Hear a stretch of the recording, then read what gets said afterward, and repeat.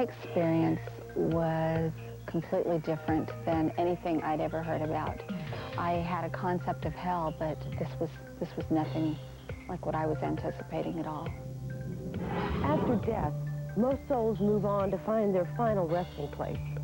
But what causes some spirits to uproot and continue to linger on this earth?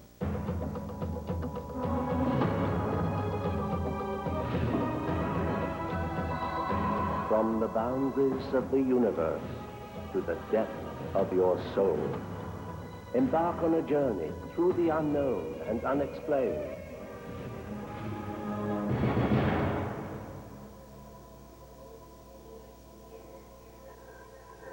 During a near-death experience, in the act of dying, people claim to journey to the other side where it's incredibly peaceful and serene.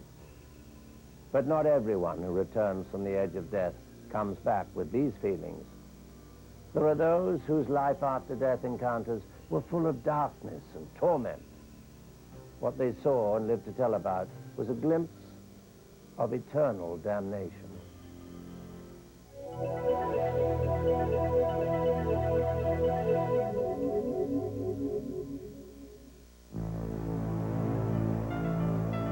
Richard, keep my wedding rings and tell Alex and Jacob how much I loved them, and that this is not their fault.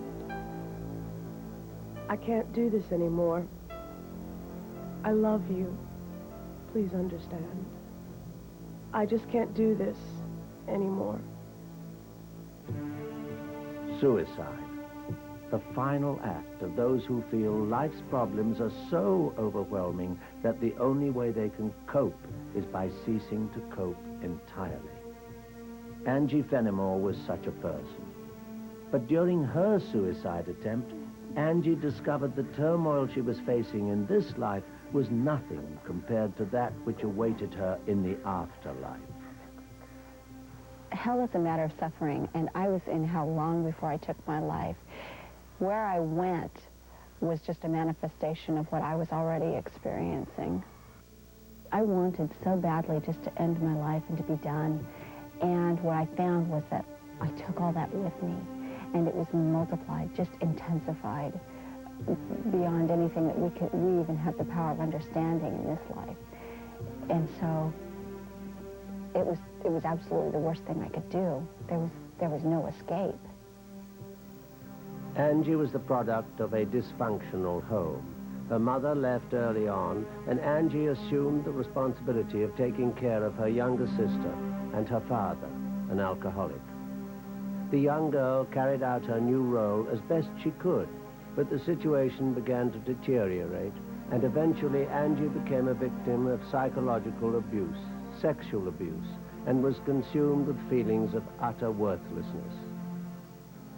At 19, Angie attempted to neutralize her ongoing mental anguish by getting married and having children. But she soon realized that having a family of her own would not free her from her secret misery. I had fought depression for years, and feelings of self-loathing that went along with how I'd been raised, and I felt like I was a horrible mother. I felt like I was dooming my children to a horrible existence, and I felt like I was actually going to be doing my family a favor by leaving them. Initially, Angie thought death would take her to a better place, an idea which had been confirmed by her stepmother. She had gone up to the corner of the room and seen her body when she had suffered a car accident. She had talked about being embraced by love and warmth and peace and not wanting to return back to her body. But such a tranquil transition would not be the case for Angie. My experience was completely different than anything I'd ever heard about. I had a concept of hell, but this was nothing like what I was anticipating at all. Traditionally, hell has been thought of as the final destination for unrepentant sinners and evildoers. Images of lost souls suffering an existence of eternal torment in a pit of fire are familiar. But Angie's experience of the netherworld was not one of physical suffering. Instead, she found hell to be a place of unrelenting emotional distress. Angie's journey into the abyss began one cold January morning when, after failing to end her life by slashing her wrists, she took an overdose of pills and laid down on a couch to die. Angie, too, might have been doomed to this ironic existence for all eternity had she not been called upon. When I was dying, I could feel this tremendous energy encompass me, and I could feel my spirit and my body separating. And it was very powerful and far more real than anything I've experienced in this life. As her spirit left her body, Angie became aware of images racing toward her. What I saw was actually my very first memory, and that was of being born. And I saw my mother looking at me and cradling me, and then I went through every moment of my life just exactly as I had lived it, only I felt everybody's feelings. I felt it from everybody's perspective, and I had a completely renewed understanding of what my life had been like and what my parents had really been like and what they were trying to do. And I found it very interesting that my mother was such a significant part of my life. I'd forgotten most of my memories with her because she had left when I was 9. And most importantly, I think I understood that she loved me. As Angie continued to look back on her life, she began to sense that she wasn't alone. I could feel a presence with me. I could feel a person with me. I knew he was male, and I knew he was viewing my life with me. Eventually, Angie's review of her life ended as it began, with her suicide. I went all the way to the point where I was lying there on the couch, and at that point I was surrounded by darkness. Angie then felt herself descending into another plane of existence where she became aware of other disembodied spirits who had chosen the path of self-destruction. They were all kind of mumbling to themselves, completely self-absorbed, caring nothing about anybody else there or about anything but themselves. What was going on was that these people were reliving this worst experience over and over and over again, reliving this agony that they were in, this turmoil, whatever it was that had caused each of them to take their lives. Angie, too, might have been doomed to this ironic existence for all eternity had she not been called upon. I heard a voice,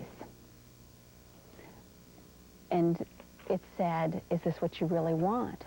And I looked to see where the voice was coming from. The words had come from above. I could see a pinpoint of light that looked just like a little star, and it grew in intensity and came towards me very quickly. But the light wasn't a star. It was a being who was made of light.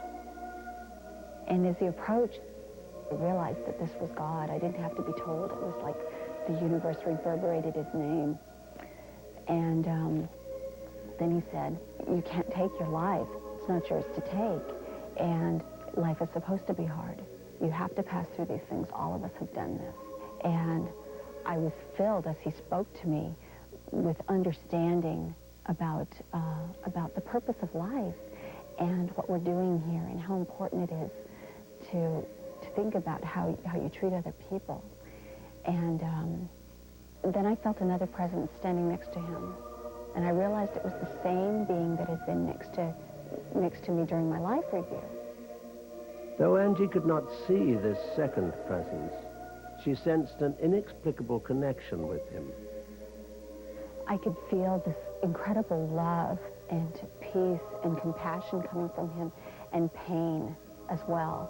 And I knew that this was for what I had done. And then I heard him say, and I still couldn't see him, but I heard him say, "Don't you understand? I've done this for you." And when he said those words, I understood that I was in the presence of the Savior of the world. And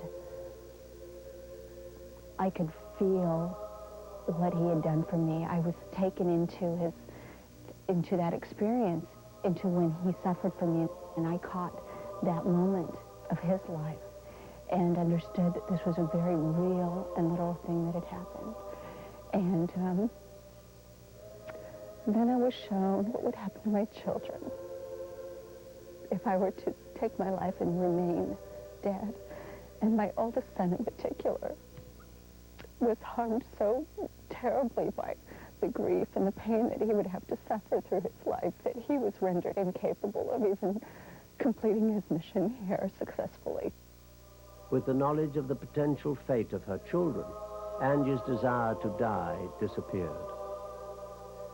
And it was at that point that I was ready to come back. I think I just needed to understand that my life is not my own, that what we're doing here is so important, and every life that we touch is important. Angie's return to her body was instantaneous. When I came back, I rushed very quickly through the darkness, and when I opened my eyes, I was lying on the couch, and I could feel all the pain that I'd experienced, the drugs that I had taken, and my husband was coming through the front door at the same time. Looking back on the incident, Angie now realizes how she came to a place where she felt the need to kill herself. I didn't get there because other people had done things to me as much as that I had chosen not to overcome the things that are intentionally given to us, problems, things that we need to overcome so that we can grow. I still have trials that I have to overcome, but the important thing is to find happiness and to actually make happiness. Recently, Angie gave birth to her third child, David, and the happiness which his presence has brought to her is evident. I've often wondered how come I was permitted to come back, and all I can really say about that is that I am filled with gratitude that I was. I don't know for sure. All I know is that I still had purpose here, and that I was important, especially to my children. In her book, Beyond the Darkness, Angie chronicles her most amazing journey and details the information she was given about a scheme to land us all in hell. One of the things that I was told is that there is a being of darkness, that he's very organized, and that he has concourses of dark angels that assist him, and their main purpose is to thwart the plan of God, to direct those of us who are here in mortality to do harmful things. But because of Angie's harrowing experience, she knows she can avoid the plans of the Prince of Darkness by living her life in the light. And by doing so, her life has improved immeasurably. Yeah, life is great, and being in the light is wonderful. After death, most souls move on to find their final resting place. But what causes some spirits to uproot and continue to linger on this earth?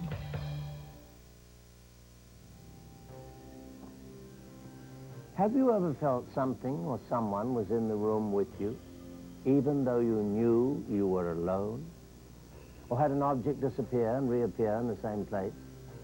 Strange occurrences can often be explainable quirks, but as some believe, there may be spirits that have made themselves right at home, in your home. How can you find out?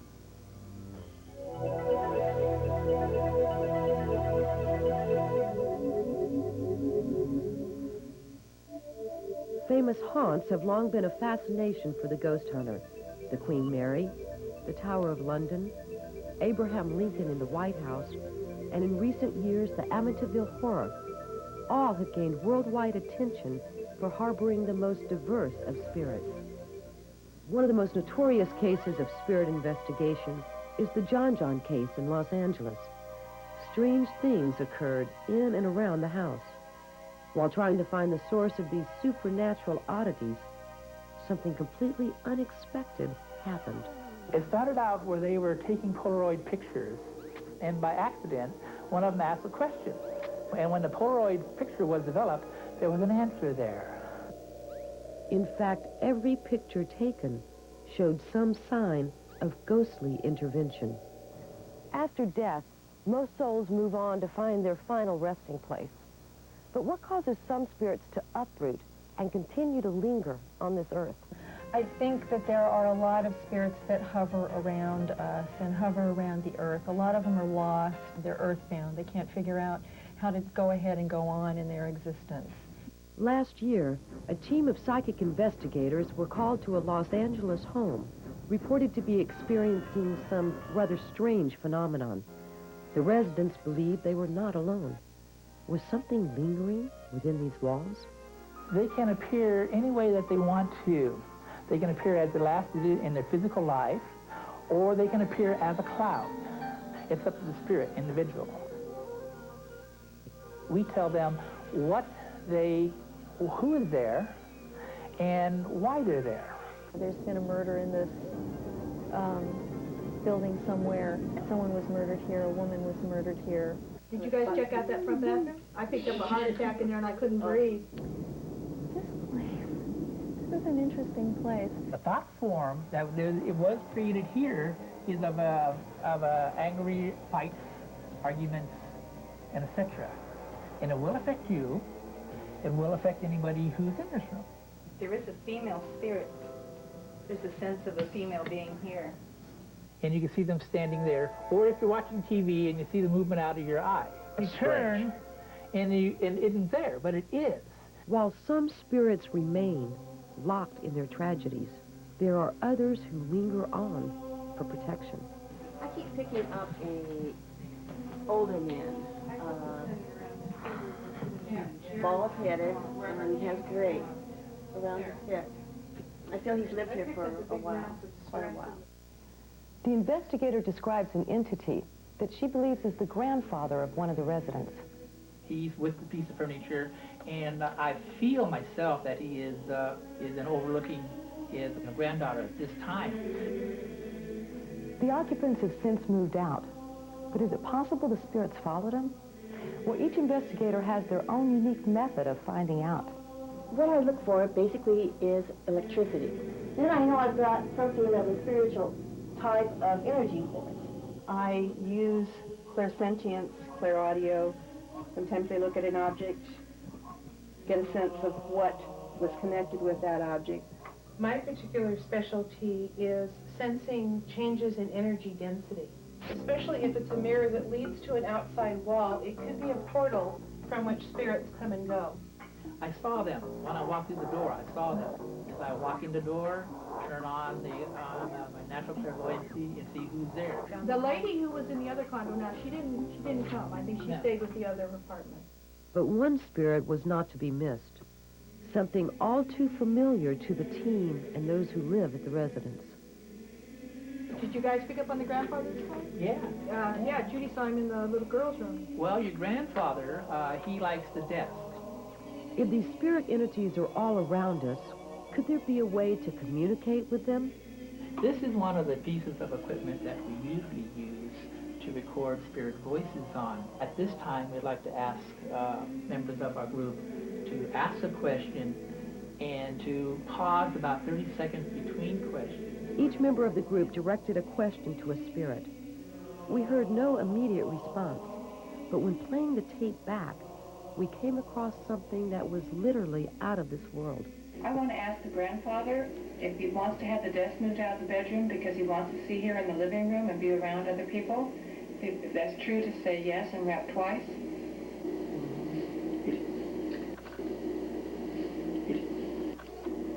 Right there, hear it? Right before.